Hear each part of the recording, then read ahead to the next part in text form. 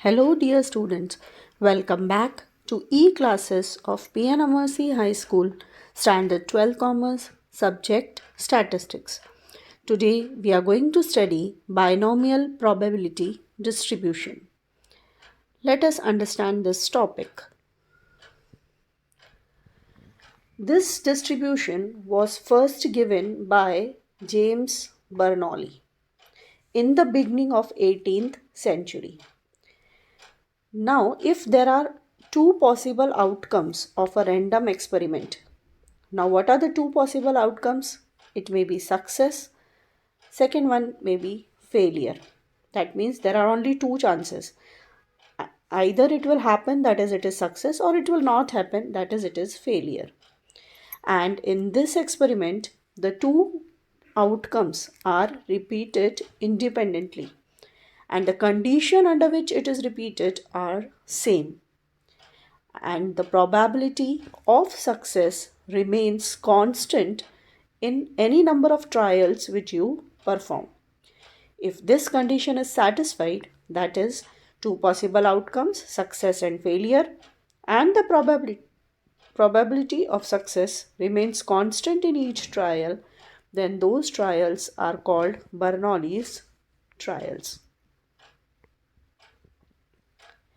So, what are its properties? That is, let us see the properties of Bernoulli's trial. First one, the experiment should have only two possible outcomes, that is success and failure. Next thing is the probability of success and the probability of failure should be constant in each trial. That is, any number of trials you perform, the probability of success and failure should be same. These trials should not depend on each other, that is, they are independent. Now, when we add the probabilities of success and failure, the probability of success we denote by P, and the probability of failure we denote by Q. In that case, always it will happen that sum of P and Q should be 1. That is, sum of probabilities of success and failure should always remain 1. That is, P plus Q should be 1. This is a very, very important point which we will be using in the sums. The formula for probability distribution, that is binomial probability distribution, is given by Px is equal to NCx P to the power x Q to the power n minus x. Now what is x? It is a random variable. Small x means the value of random variable, that can be 2, 3, 4, whatever it is there in the question. And Px is the value of the probability.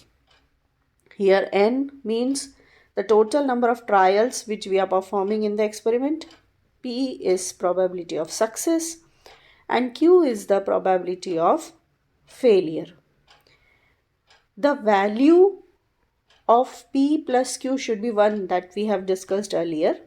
So if P is given in the question, we can find Q by the formula 1 minus P. And you know that probability of success, that is P, should always be between 0 and 1. Let us study the properties of binomial distribution. First of all, here the values of x can be 1, 2, 3, 4, 5, any value up to infinity it can take, or in not infinity, you can say up to n values it can take. So the values which are coming are discrete, that is 0, 1, 2, 3, 4, 5. So we say binomial probability distribution is a discrete distribution. Now what are its parameters? The first thing which we need is how many number of trials we are performing, that is n. Second, what is the probability of success, that is P.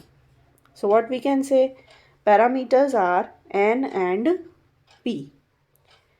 Now in the binomial probability distribution, if we find the mean of the distribution, it is given by NP. That is, when you multiply n and p, you will get its mean. And what does it denote? It denotes the average number of success in the trials. How many trials? N trials. Now, if we want to find the variance of this distribution, the variance of the distribution is given by NPQ. And you know that square root of variance is standard deviation. So, what will be its standard deviation? Under root of NPQ. Now, the most important thing which we should remember is that for binomial distribution, mean is always greater than variance. Now, what is mean? Mean is NP. What is variance? It is NPQ. So, NP will be always greater than NPQ. NPQ is variance and NP is mean. So what are the properties? First of all, it is discrete distribution. Parameters are N and P. Mean is NP. Variance is NPQ. And NP is always greater than NPQ. Let us see the other properties. If probability of success, that is P, is less than half, that means the skewness of the distribution is positive. Now, what is the meaning of skewness is positive? When we draw the graph, for the skewness, the graph is bell shaped. So, right hand side will be longer for the positive one. If P is equal to half, that means the probability of success is 50%. In that case, the skewness of distribution is 0. Skewness of distribution is 0 means the graph of frequency distribution will be perfect bell shaped. That is left hand side and the right hand side. Both will be at equal distance from the center. That means the graph will be symmetric. And if this distribution becomes symmetric, that means P is equal to half and the skewness will be 0. The next is if P is greater than half, that is probability of success is greater than half. What does that mean? The skewness of the distribution is negative. Negative means what? The left hand side of the curve will be longer. That means if you draw the graph of left hand side will be longer. That means the skewness is negative. Now these 3 points you remember because this can be asked for 1 mark question. So what we have done? We have done what is probability distribution, what are its condition, what is its formula and the properties of both Bernoulli's trial and binomial distribution. Go through this because this is a very important question for theory. In the next session, we are going to do the sums based on binomial probability distribution. Revise this topic thoroughly. Thank you.